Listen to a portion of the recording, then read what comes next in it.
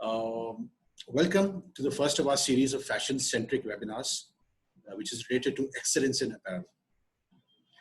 There is a latent yet dire need for fashion companies to have the right tools, technology, and automation, not only to remain relevant, but also to leap ahead of others in this acute competitive scenario. And that is why we felt the need to reach out to you all. Today's session will focus on a strong TNA management process. At the outset, thank you for taking the time out to join us. While on one hand, we'll be sharing our thoughts on the topic under discussion. On the other hand, we are confident with such industry stalwarts being on the same platform, all of us would greatly get enriched with the tons of experience all of you bring in. Today's session will be led by Guneesh Jain, CEO of Blue Cactus. As some of you may be knowing, Guneesh is an industry veteran, having decades of experience assisting fashion companies adopt technology for enhancing operational excellence. A brief about our company, just half a minute. Blue Cactus is a 20-year-old technology company, which is not just any general technology organization, but one which has its roots firmly into the fashion industry. And with such a strong DNA of industry understanding, our solutions using the latest technologies have been strongly developed for the apparel industry, by the apparel industry. With options otherwise plenty available for fashion companies in terms of solutions, what perhaps makes Blue Cactus a valuable contender to be a technology partner of choice is A, our lineage of 250 plus man years of fashion related experience, and B, our solution not really being a typical ERP, but more of a collaborative solution, measuring, tracking, and improving productivity efficiencies in real time across your entire process flow, as well as leveraging technology for competitive advantage. Today's topic is time in action, or TNA as popularly known. TNA is the heart of the apparel company. Why should you have a strong TNA? What are the best industry TNA practices? What is a good TNA? How to ensure sustenance through TNA? How to ensure good results by implementing a strong TNA? These are some of the key areas Guneesh will be covering today. And to ensure we make the best utilization of your valuable time, Guneesh will first go through the entire session, post which we'll be happy to take questions. Also, please feel free to post your queries or comments in the chat section of the tool. You'll find it somewhere below. You can parallelly do that. And while we may not be able to answer all the questions individually, in spite of our best efforts, we'll surely try to cover the common threads. If something is left over, we can always get back to you. We'll be happy to get back to you. And further in between the presentation, we'll also be launching a few simple polls, which will encourage you to participate. So we eagerly look forward to an exciting session ahead. Over to you, Guneesh.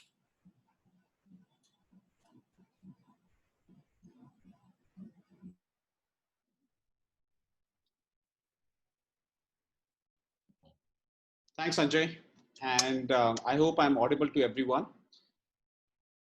First of all, a very warm welcome to all of you participants who have taken out the time to join this session and become part of this first of these webinar series that we're doing on excellence in apparel.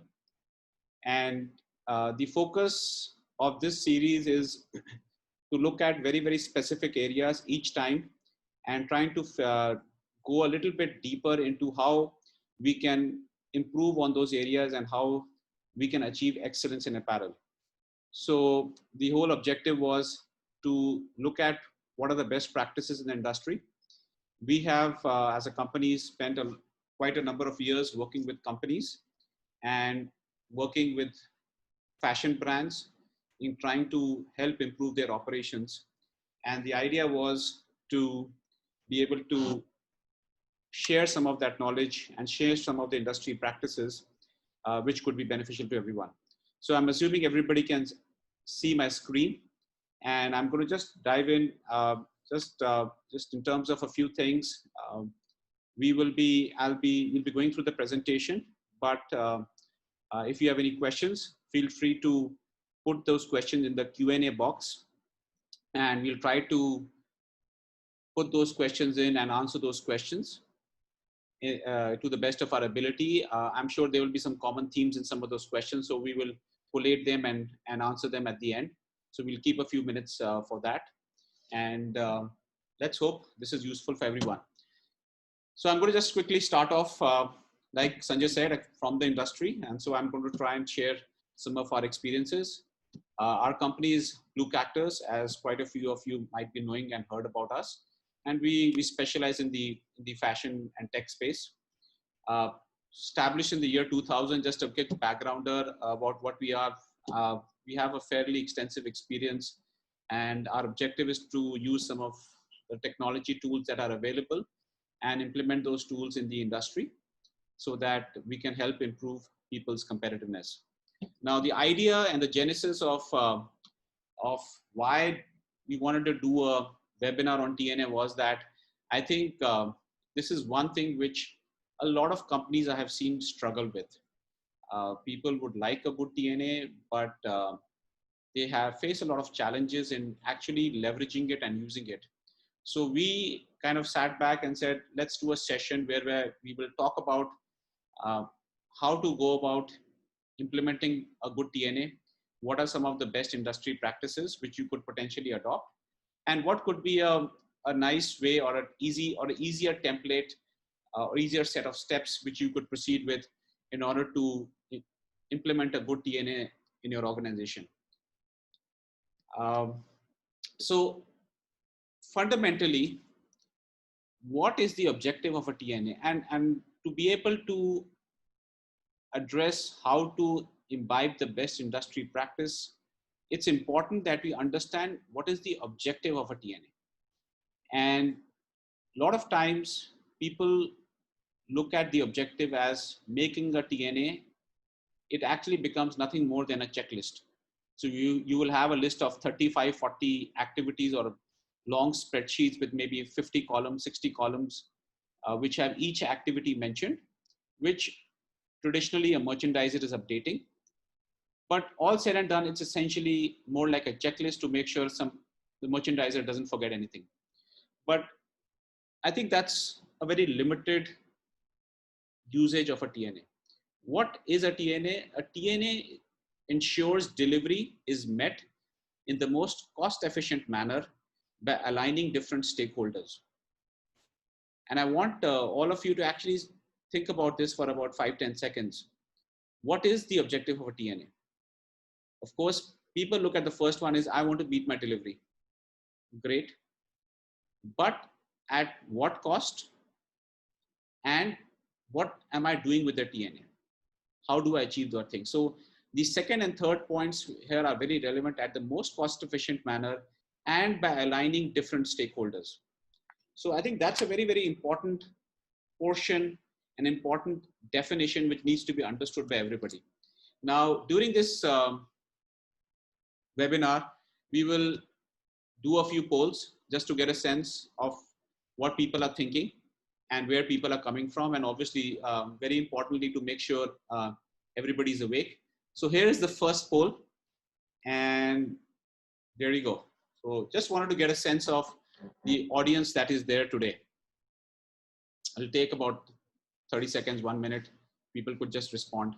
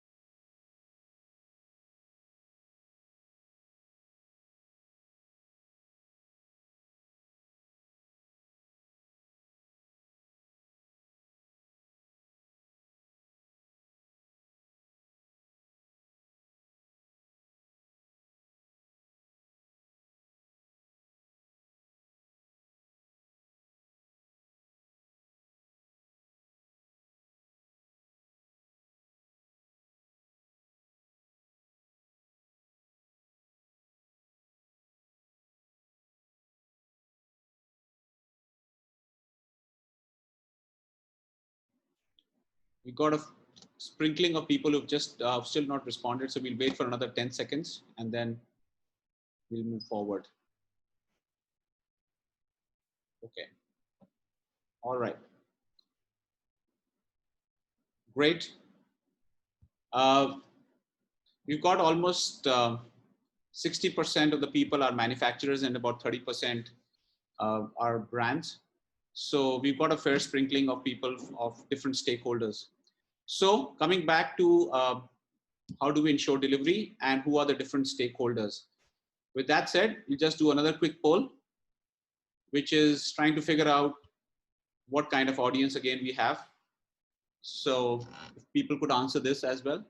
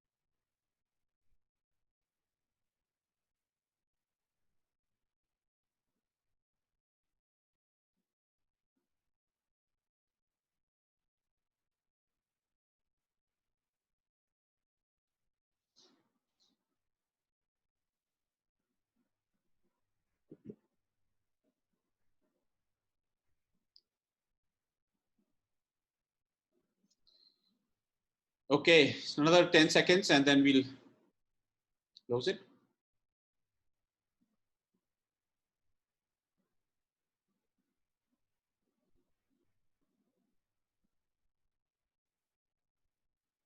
Okay, great. Thanks. I think we've got a fairly good representation of people, different stakeholders.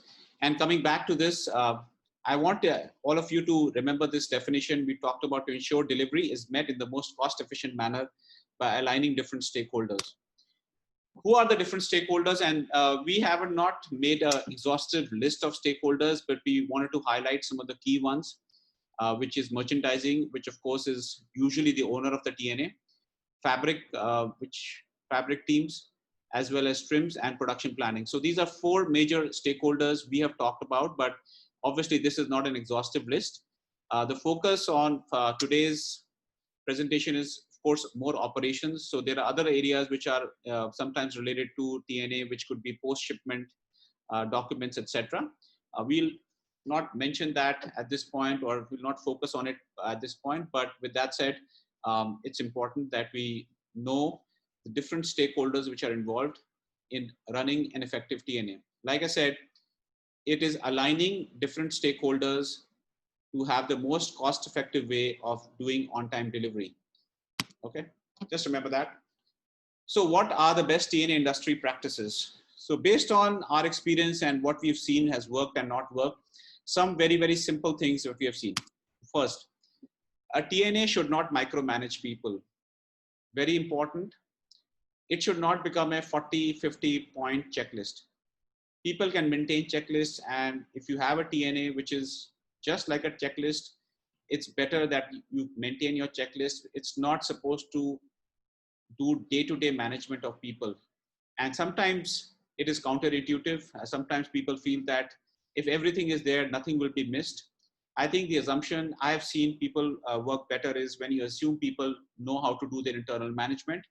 And if you can just focus on the key areas. So what we have seen is typically not more than 12 to 14 activities should be there in a TNA. So if you're having a TNA which is 30, 40, 50 activities, a lot of time is being spent in doing things which is probably not the most efficient way. Second, it is a lot of those activities that you're having in your TNA are not relevant for the rest of the stakeholders. For example, the planning department does not really need to know if the size set was approved or not. They really need to know when will the PP sample get approved.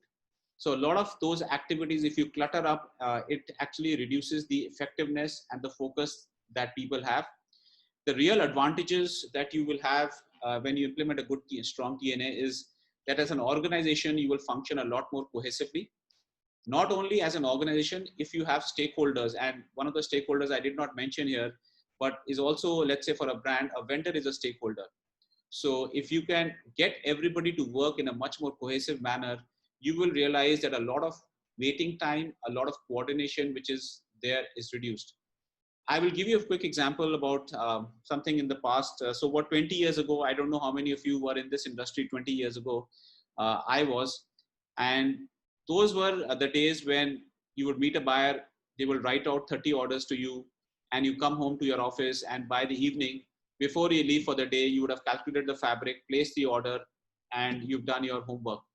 Uh, those days, the interdepartmental coordination was not required because the person who is doing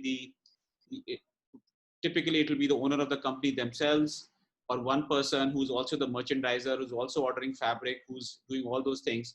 So all they needed, they didn't really need to coordinate with other stakeholders, or the level of coordination required was much lower. But as companies evolved, as businesses became more complex, and as the buyer became a lot more demanding in terms of the response rate, we actually began to create specialization where you had merchants who were more focused on taking care of customer, handling the buyer requests, and you had, fabric department separately, trims department separately, production planning separately. And what ended up happening was, if you look at the total number of hours being spent, there a lot more time is being spent and overhead is being spent on coordination. So if you can eliminate coordination through a good TNA, I think you'll get some great results. Coming back to this, so not more than 12 to 14 activities, out of which more than 6 should be auto-updated. So if a merchant or somebody is having to manually keep updating entries a lot more, figure out what can be automated. So for example, let's say one milestone you might have is PP sample approved.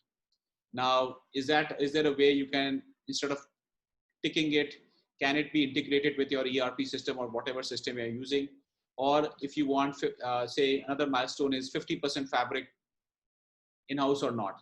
Now, again, you can look at your fabric status and that can be all updated automatically. So the idea is not more than 12 to 14 activities, 6 of them should be auto-updated. So any person actually should not be having, if you look at different stakeholders, not more than 2 or 3 activities they should be updating per order, per style. And that ensures a good TNA and a sustainable TNA.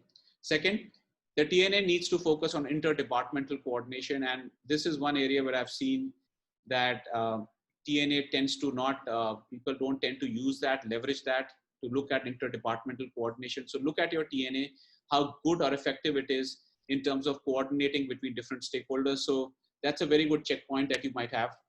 So what are the different departments which are typically coordinated? And again, this is not an exhaustive list, but these are critical areas: merchandising and fabric, merchandising and trim store, merchandising and production planning. So these are 3 very, very critical or 4 stakeholders which need to coordinate with each other. So focus on that and see that, will the TNA help the fabric person? So will that give visibility to the fabric person? Will the TNA give the trim store person visibility? The question is not about me doing my work, is how can I enable a person to get visibility into the rest of the company? That's important. So third, it needs to be linked to KPIs. So wherever TNAs do get linked to KPIs, and I'm talking about KPIs not on a piece of paper, but actual KPIs which are used for people judging people's performance, where they are formally reviewed. If you can link those to the TNA and do it in a fair manner, I think that's also important. We'll get to that. How can you make it fair? How it's important. If those can be linked to KPIs, then the TNA will be adopted better and people will take it more seriously. Second, can be easily reviewed. A 40 sheet or a 40 column Excel spreadsheet which has 50 orders is not the easiest of TNAs to review. It could be useful for the particular merchant using it, but for others, it's a total minefield. and getting information, retrieving information is very difficult. So if something cannot be easily reviewed, chances are that it will not be used over the longer term, and people will keep moving towards a different way of tracking things. Version management and comparison. This is important because a lot of times in companies, we don't know, we look at the current status. We don't know what, we don't compare and say a week ago, what the status looked like and what is it looking now. Until unless people have a great memory and they remember everything, it's important that the TNA, you should be able to go back and say, sitting today, let's say today is 27th of May, I want to know if this order is delayed or if this order had a fabric problem. What was the status of this fabric on the 20th of May? And it sounds very simple, but a lot of times when you do Excel spreadsheets, you really can't go back in time until unless you're keeping versions of that Excel spreadsheets. So being able to do version management and comparison is important, and I'll get to the why this is important in the later part of my presentation.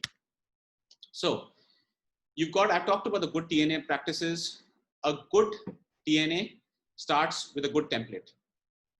And I'm sure people have templates. People use different types of templates saying it's a 60-day delivery order or a 90-day delivery order, or it's a complicated garment. So you create different milestones based on the kind of order that you have. And these are basically templatizers. So what is a template?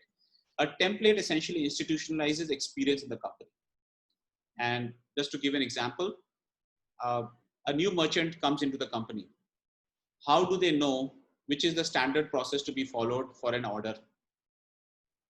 If until unless they see that whole big Excel spreadsheet, maybe they will understand it, or a lot of times they will bring in their own Excel spreadsheet, which they have been using in their past company, and they'll start using that. And you will eventually have a company where you have 5 different merchants and probably using 5 different sets of ways of looking at things, and collating data and looking at data becomes absolutely impossible. So institutionalizing experience is important, and as companies, one of our primary objective is to institutionalize experience. And a good template does that. Spend some time on creating a good template. It's critical. Top management needs to spend some time on doing this, and creating a good template is a real art. It is not simple. It requires a lot of thought process. People tend to ignore it, but it's a very, very important part of creating and institutionalizing experience in your company. So when you talk about getting the best industry practices in TNA, we'll come to the next logical question is, what are the best industry practices of a TNA template? And some of it will be repetitive, but I'll just go into it. So key milestones should be defined and understood. So if I had to create a new template, what I would do is I'll say, what are the key milestones which are critical for my company? And if there are 10 stakeholders or there are 10 people in the company or 10 merchants, all should understand the same meaning from that milestone. We can't have different meanings for different people. We can't be like, those 5 blind men who were touching the elephant and figuring out and having their own, version of truth. So it's important to define milestones, and they are understood by everyone. It should not be very complicated. So as I mentioned, 12 to 14 activities. You make it very complicated, it's difficult to sustain it, very difficult to understand it, and even more difficult to review. Certain standard milestones that are cut across all customers. So a lot of times we've seen that people make TNA based on the TNA given by their buyer. And TNA then it actually ends up becoming a bookish exercise where we have to submit a TNA to our customer and we give it in their format. So create standard milestones which cut across all customers. So for example, PCD could be a standard across all orders, no matter what customer you're working with, no matter what kind of order you're working with, or fabric in-house, or PP sample approval, or final inspection. So you could actually put together maybe 6, 7, 8 critical milestones which will cut across all customers, so that you can do an apples to apples comparison when you're doing an overall analysis of how your company is performing. So important to take care of that. It should be lead time based. That means create different set of guidelines and templates for a 45-day lead time or a 60-day lead time, but don't make too many templates, because otherwise people just, you do analysis paralysis, where you have so much of templates and people are figuring out what 1 day, 2 day, this is a more complicated fabric, I need 5 extra days. Don't get into too many complications. Look at what is the overall lead time being given by your customers, or what the buyer or the brand is looking for, and create very standard, simple templates with standard milestones. Those are easier to track. Very controversial thing, make it realistic with no buffers. There is a tendency, especially in senior management, to create buffers or make the TNA very tough to follow, which means the assumption is people are going to fail, that I'm going to have a slippage. So what ends up happening is you will always have a slippage, and then the sanctity of review is gone. So make very realistic templates, make very realistic TNAs, don't add buffers in. And I know companies do it. I have been to companies where the actual delivery date, you have a buying house which is taking a 15-day buffer, then they go to the merchants add another 10 days buffer, and the production team has to meet it. Very quickly, the production and fabric and everybody realizes these have no meaning. We can always breach those buffers. And since it's in my head, I don't need necessarily breach it by 10 days. I'll say, sometimes I even breach it by 15, 20 days, nothing happens. So what ends up happening is there is a big problem when it comes to planning. So if these kinds of buffers are kept in, you keep people in the dark about what the actual delivery dates are, our actual targets are. People then start assuming their own targets, and then it's actual chaos because it's very difficult to coordinate everything. Again, I go back to the original definition. What's the objective of a good TNA? It's not just to meet delivery date. It is to meet the delivery date at the right cost, most cost-effective manner, by aligning all the different stakeholders. And at the end of the day, how do you get the most cost-effective thing? You get it when you're planning, and I'll come to the numbers, how do you measure good templates is when your planning is actually bang on. So like I said, focus on cost efficiency and interdepartmental coordination rather than just creating a checklist. Okay. All right. So this comes to a very important and actually the critical piece of this particular presentation that we are doing today. And what I'm going to do is before we get into that, I'll just do another quick poll. So just to make sure everybody was awake. So this is a quick poll. Okay, where's my mouse? Can you launch the poll? People can see it. How satisfied are you with your current TNA process?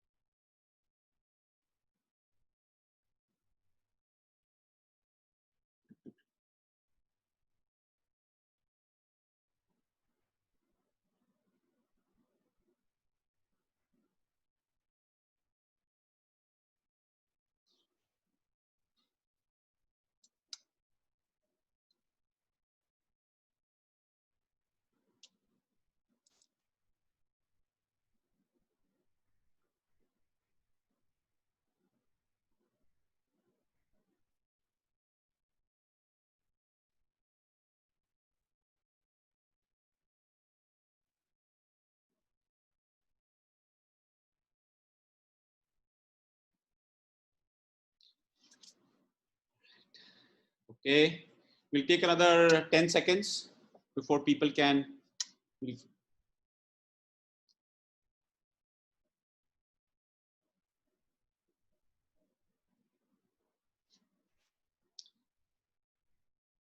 All right, closing it.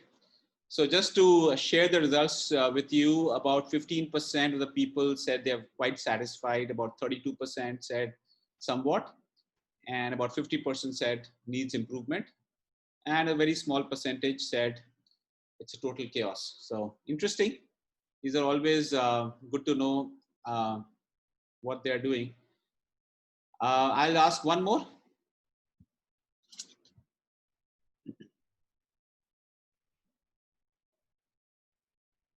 So how does your company currently track TNA?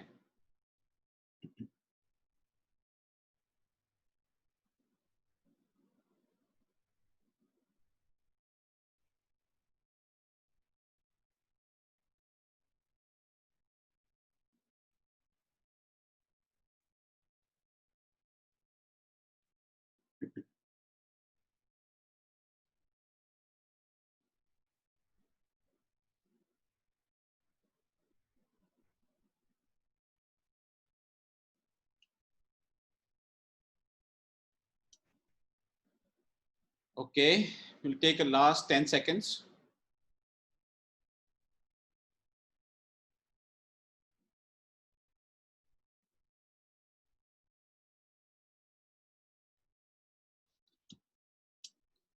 All right, I'm closing the poll. Okay.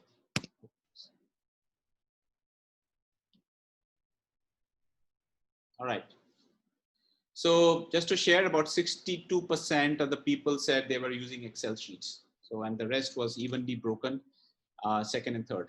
Great. Fantastic.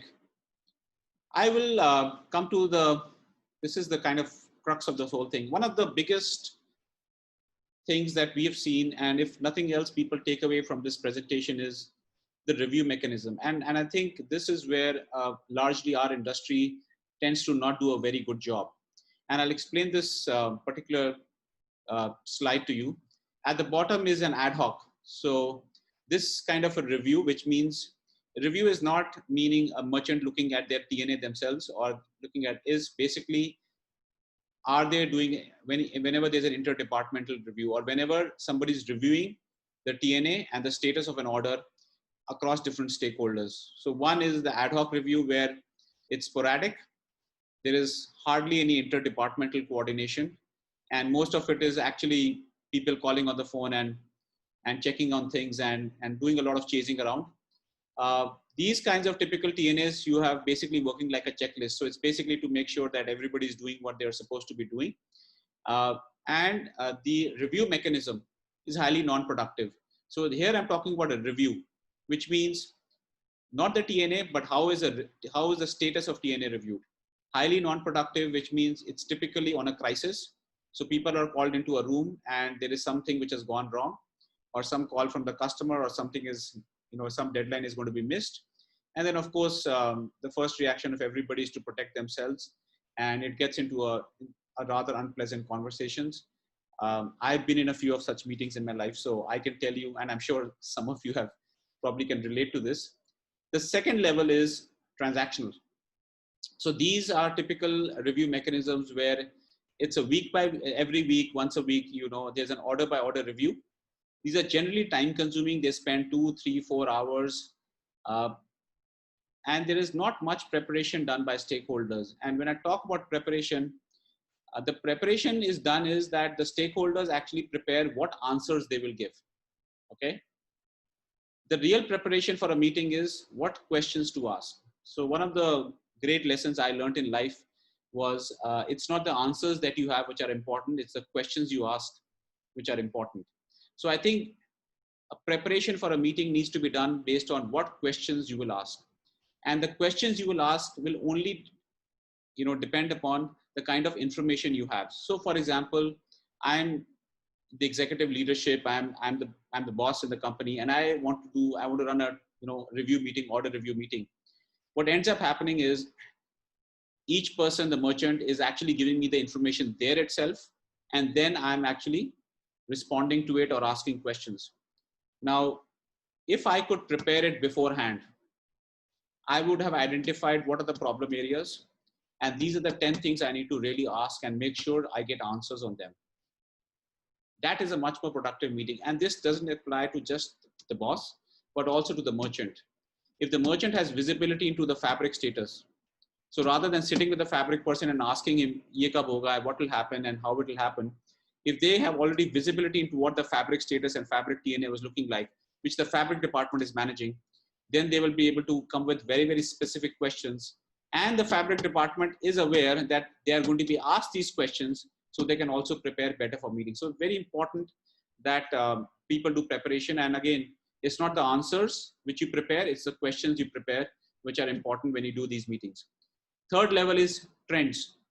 And I have not seen these happen in most organizations. So most organizations, I have seen about 95, 97%, they basically leave it to ad hoc and transactional. The trends meeting is something which is very critical. And this meeting is probably done maybe once in a quarter or once in a month, or maybe once in a quarter is good enough, which is periodic review of KPIs, identification of problem areas. So what are the problems we are getting? And this is not focused. This you don't do order by order.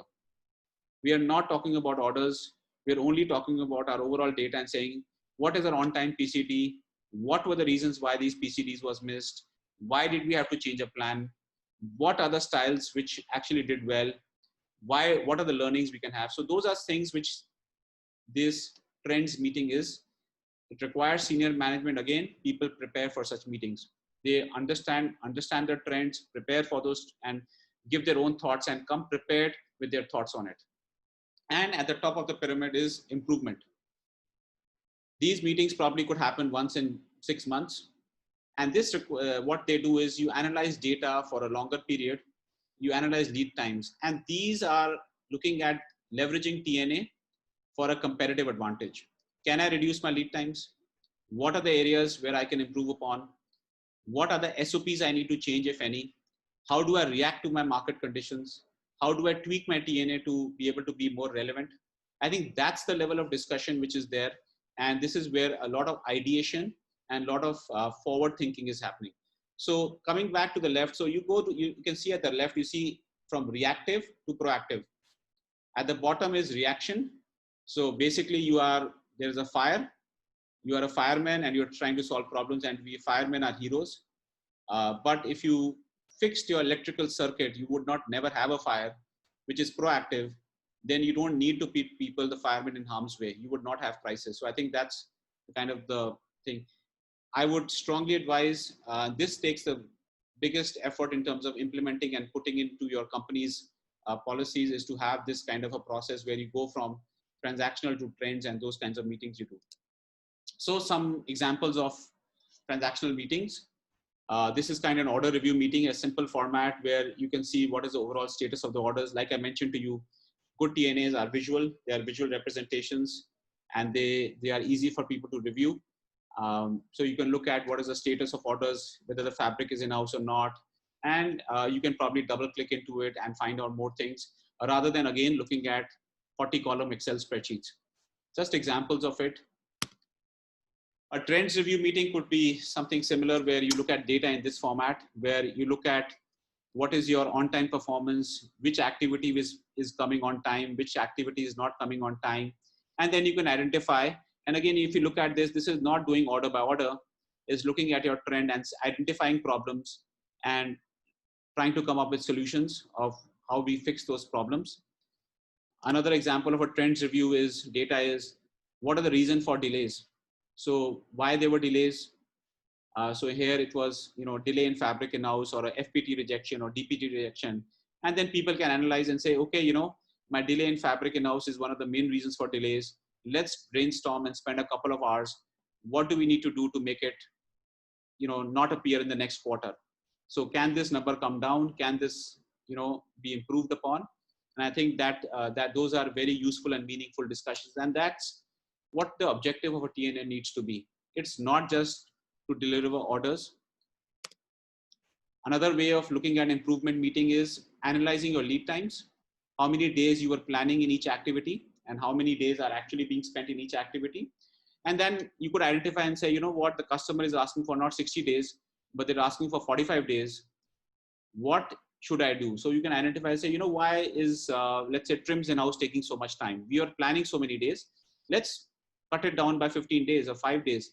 This will help you identify what are the low-hanging fruits to do improvements and what are the lead times which are actually causing problems. So simple visual tools, you can look at that. You can create your own tools. Basically, you can analyze through Excel sheet. But again, the challenge with Excel spreadsheets is you only know the current status. It's difficult to do backend analysis, although people can do a lot of funky stuff on Excel spreadsheets, but simple tools to do it. It's important to realize how to do what review when.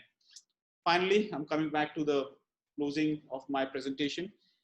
You can put in a good TNA, but what I've seen is typically the effectiveness of any improvement or any initiative decreases over a period of time. So how do I sustain these best practices that I've implemented in trying to get the benefits in my organization? First, like I mentioned, link KPIs with reviews. Nothing gets people more aligned and more focused on something when they know their performance and their increments or their job depends on it. So link KPIs with reviews. Um, these can be stressful, I know, but I think having numbers and having data-driven metrics is important. Create a review cycle. So ad hoc meetings are extremely nerve-wracking for people. Imagine your boss, and I don't know if anybody has faced you, you're sitting on your desk doing your work and suddenly your boss walks in and say, I want to meet with you.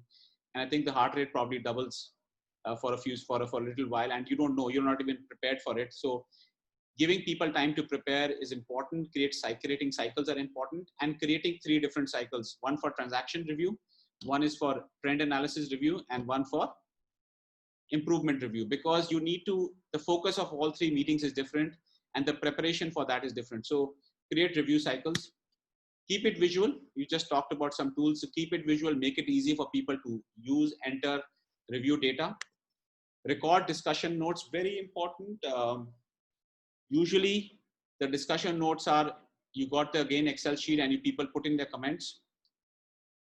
Actually, what should happen is there should be a separate set of notes made where we enter what are the action points which had to be done and who was supposed to be doing it and by when it is supposed to be done. So typically people call it minutes of the meeting. So please record minutes of the meetings. Meetings where minutes are not recorded and not circulated, actually their effectiveness comes down by more than 50%. So very important to record what was discussed, what was agreed upon, what are the action points, and the first order of business in the next review meeting should be to review the minutes of the previous meeting. Simple tools I'm talking about, simple policies, simple ways of doing it. I'm sure a lot of people are doing this, but the first order of business is say, these are the 8 action points we discussed. We're not even discussing what are the status of orders. First, let's look at these 8 action points we had discussed. Have we done them or not? And if we haven't done them, why did we do it? I think that's important to make sure people understand the seriousness of those meetings and take those action points seriously. Do not spend on an average more than 1 minute per order.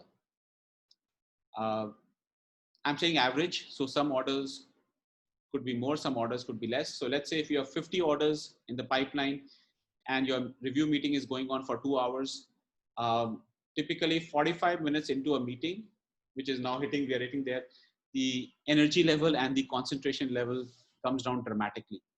And what ends up happening is if you don't put timeline clocks, what will end up happening is 5 orders will take away all the time. And by the time people are exhausted, the rest of the things don't even come to the picture. So time it 1 minute per order. And what will happen is chances are maybe out of 50 orders, 50 styles, 20 are completely on track. So you can finish it in 5 seconds. You say, this is on track, everybody on track. Perfect. So you don't need to keep asking questions. So you can probably run through 20 orders in maybe 2 minutes, 5 minutes, and you get more time to look at some of the problem areas. So keep it simple. Some visual tools. So you can create statistics like this. Again, some people might be having that. And like I mentioned, institutionalizing experience is important. So you can create your own rules to be able to look at. So here you can see orders on track, potentially problematic, critical orders. Now you can create rules within your company where these rules can be created and you can spit out those numbers rather than people identifying what the problem is, etc. The system or whatever Excel sheet that you're using is identifying the problems and everybody can then focus on the problems rather than things which are working fine. So some simple visual tools, look at your critical activities, see what are the critical activities, define it. So here you can see, a fabric in-house, what percentage is on time, first of bulk, X mil. So these are critical activities in this particular instance, which is created. And you can then get a very, very simple way of seeing where we currently at in the real time. Okay. Make it easy. Simple tools to keep updating data. Don't make it too complicated. So any complicated system is difficult to sustain. So keep it easy. Use any simple tools to be able to keep your data entry as minimal and as simple as possible. Finally, sustaining. One of the best ideas I ever received was of updating TNA was in one company, merchandiser put an alarm at 4 o'clock and the alarm would ring and they would update the TNA. So they would never have a situation where they've missed it. A lot of times people say, oh, I didn't update it on time. And backdated entries are of no use. Please never ever do backdated entries. It completely destroys the integrity of the system. So simple, thumb rule, fix up a time of day when you can update your TNA. Activities to be auto-updated should be entered in a timely manner. So for example, if you have linked your fabric in-house and it should get automatically updated in TNA, then it's important that the fabric store is entering the inward and the GRN right away rather than taking 4 days to enter, because they are not aware how it is affecting the status of the rest of the people information. What again ends up happening is if it's not being updated in a timely manner, then people again resort to the fact that they will call up and say, Hanji, is the fabric there or not? And they say, oh yeah, the fabric is there, but I have not updated into the system. So please make sure whatever activities are auto updated, those that discipline is there to make sure people are making those entries. Hygiene to be reviewed, and hygiene is essentially to make sure the data integrity is correct. That means if somebody is manually updating something saying file handover has happened, the next stakeholder should be able to say, confirm and say, sorry, you did not actually send me a file handover. It was never handed over in time. So I think those need to be immediately addressed, and people should be doing hygiene, and we should be checking the hygiene of your processes. Training of new person on their TNA is important. Ideally, create your own videos so that you don't play Chinese whisper. So the new person comes in, learns from the other person. That person only imbibes 60% of what was happening. And then by the time you've got the third or fourth person coming into the organization after 2 years, really your system is totally compromised. So train the new person, have a formal training process on TNA, and no matter what they are in the company. So it's a fabric person or a trims person or a merchant, anybody, they should know what TNA means. I would recommend even your production supervisor should know what the TNA means, because they are the consumers of a TNA. Train people on data analysis. I have seen this industry lack people who understand and analyze data. And I think training people on how to analyze data, how to analyze reports and make meaning out of those reports is important. Sometimes people just have not been trained to do it. They are not able to look at information and data and make sense of it and actually say what the data is really telling them. So I think having people do some sort of classes and analysis and learning that is very, very useful for them. So finally, how do you know your TNA works? How do you know? One, how much time is spent on merchandising per style? And I would want all of you to go back and do those calculations. And I will tell you how to calculate this number. The number is very simple. Look at the total number of people in your merchandising team, from MM to merchandising to assistant merchandiser, everybody. And look at the total number of styles you did in the year. And total number of people in merchandising is 2, and you multiply it by 2,000 hours. So if it doesn't, I'm just giving the back of the envelope calculation. So if you do that number, so let's say you got 10 merchants each, or 10 people in merchandising, and on an average, a person works 2,000 hours in a year. You've got 20,000 hours, and just divide the number of styles that you shipped out in the year, and you will figure out how much time is being spent on merchandising per style. And some of you would be really shocked at this number. I mean, it is, I did it for my own company. And by the way, some people know I run a garment business as well. And the numbers are very, very staggering and very, very eye-opening. So look at that. That's a good measure. What is your on-time PCD? Measure it. How often does PPC need to change a plan? So one of the important measures and one of the ways to get cost is to see how often a PPC changes plan. What is your plan accuracy? So that means you thought you would be a month ago, you made a certain production plan. For, let's say I'm sitting here and I made a production plan for the month of July. Now sitting on 1st of July, is that plan still valid? How much of the plan had to be changed? That is a very good measure of knowing how effective your TNA process is. And of course, you can never be 100%, but the more accurate you become, the more efficient line planning will happen, and that's where the cost effective element comes in. Are your lead times reducing without affecting your cost? So simple checkpoints of figuring out how your TNA works, and I think you can be on road to good one. All right, well, that's it for my presentation. I think running out of time, so if I'll stop my presentation, and if people have questions, happy to answer those questions.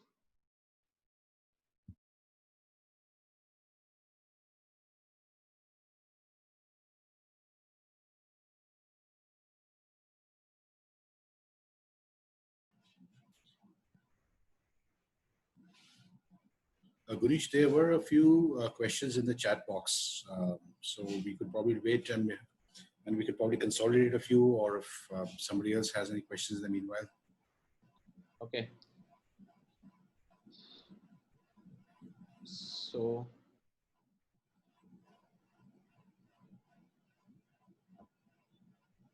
okay.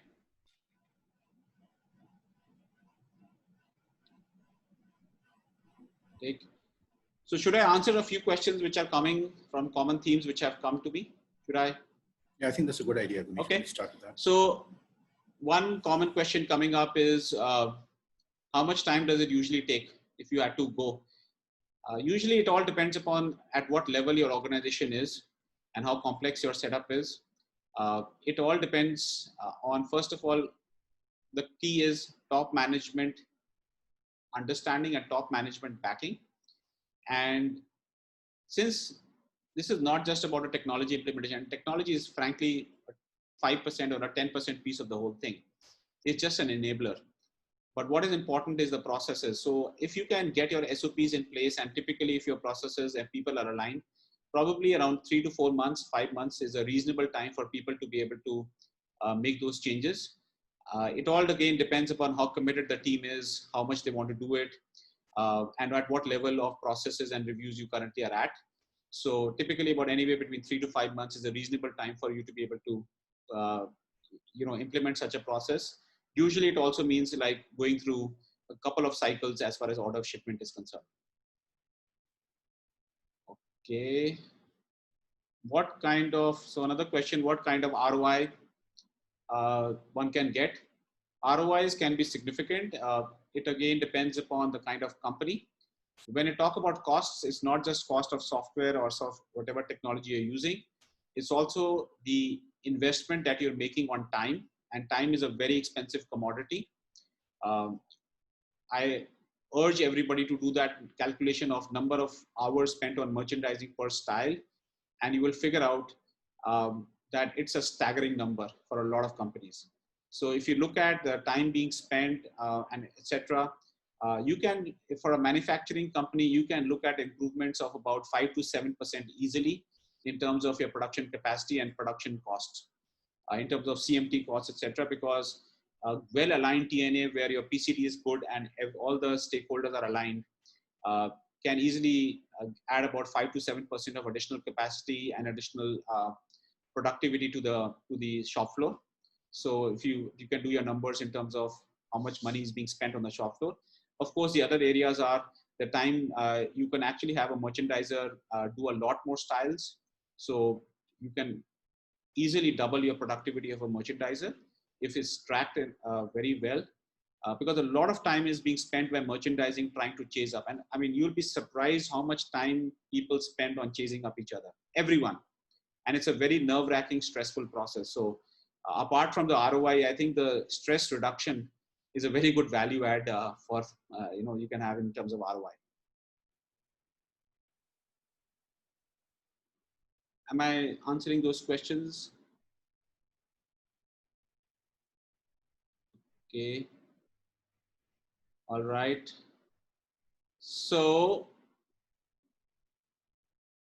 we will, yes. So somebody said there's a feedback. Yes, we can just finishing up and we'll do a feedback. So with that, we'll do one final poll. And in case we have not answered your question or something is missing, please get in touch with us. Happy to answer those questions. So I'll just do the last poll, which is just a feedback. There you go.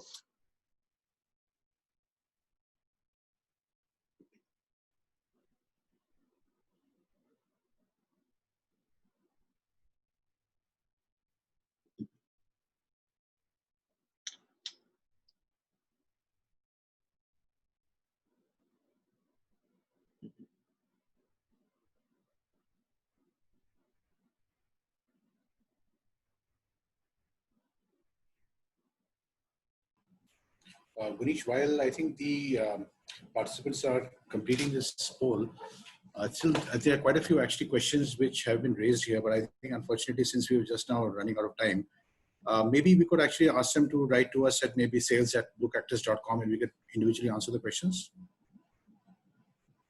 And we have a record of this, so I think questions we might have, and what we could do is for all the people who came on this, we'll send a mail out, and maybe to that they could respond and ask their questions. So yes, we will do a follow-up with people and make sure that whatever queries they might have, we'll answer them. Okay, we got another 15 seconds. Would be great if everybody can give feedback.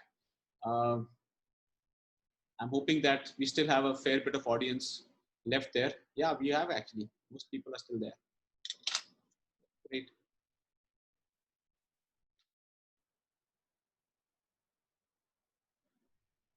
Last 15 seconds, and that we will close. Right. Thanks, everyone. Thank you for being such a wonderful audience and being very patient.